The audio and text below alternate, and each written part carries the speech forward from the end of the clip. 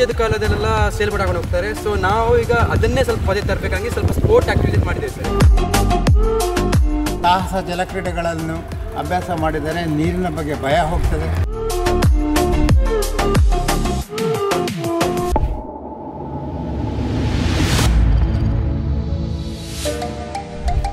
ಕೂಳೂರು ಫಾಲ್ಗುಣಿ ನದಿ ದಂಡೆಯ ನೋಟ ಪ್ರತಿ ಬೇಸಿಗೆಯಲ್ಲೂ ಒಂದು ವಿಶಿಷ್ಟ ಆಕರ್ಷಣೆಯಾಗಿ ಪರಿವರ್ತನೆಗೊಳ್ಳುತ್ತಿದೆ. ಸರ್ಫಿಂಗ್, ಸೇಲಿಂಗ್, ಗೋಕೈಟ್ ಇಂತಹ ಜಲಕ್ರೀಡೆಗಳಿಗೆ ದಕ್ಷಿಣ ಕನ್ನಡ ಜಿಲ್ಲಾಡಳಿತ ಈಗ ಪ್ರೋತ್ಸಾಹ ನೀಡುತ್ತಿದ್ದು, ಇದೀಗ ರಾಜ್ಯದ ವಿವಿಧ ಭಾಗಗಳಿಂದ ಬಂದಿರುವ ಮಕ್ಕಳು ಬೇಸಿಗೆ ರಜೆಯ ಸದುಪಯೋಗ ಮಾಡಿಕೊಂಡು ಈ ನದಿ ತೀರದಲ್ಲಿ ಸೇಲಿಂಗ್ ಬೋಟ್ಗಳಲ್ಲಿ ಸಾಹಸದ ನೆಲೆಯಲ್ಲಿ ತರಬೇತಿ ಪಡೆದು ಮುಂದಿನ ಸ್ಪರ್ಧೆಗಳಿಗಾಗಿ ಸಜ್ಜಾಗುತ್ತಿದ್ದಾರೆ. ಸೊ ಇದರದ್ದು ಸ್ಪೆಷಲ್ ಏನಂದರೆ ಇದ್ರ ಕೆಟಮರನ್ ಕ್ಲಾಸ್ ಸರ್ ಇದು. ಸೊ ಇದರಲ್ಲಿ ಡಬಲ್ ಅಲ್ಲಿ ಇರುತ್ತೆ. ಸೊ ಇದಕ್ಕೆ ಹೆಸರೇ ಕೆಟಮರನ್ ಅಂತೇಳಿ ಇದರ ಸ್ಪೆಷಲ್ ಸಬ್ ಕ್ಲಾಸಿಗೆ ಗೋ ಕೆಟ್ ಅಂತ ಕರೀತಾರೆ ಸರ್. ಸೊ ಇದರಲ್ಲಿ ಒಂದು ಮೇನ್ ಸೇಲ್ ಮತ್ತು ಇದು ನೋಡ್ತಿರ್ಬೋದು, ಇದು 4 ಸೇಲ್ ಅಂತ ಕರೀತಾರೆ ಸರ್. ಎದುರುಗಡೆದು 4 ಸೇಲ್.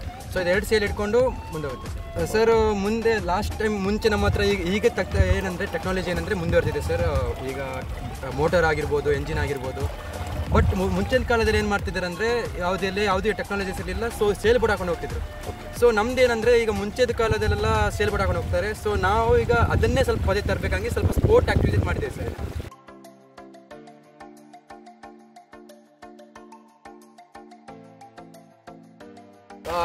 ಆ್ಯಕ್ಚುಲಿ ಈಗ ನಾವು ಸ್ಟಾರ್ಟ್ ಮಾಡಿ 4-5 ಮಂತ್ಸ್ ಆಯ್ತು ಸರ್.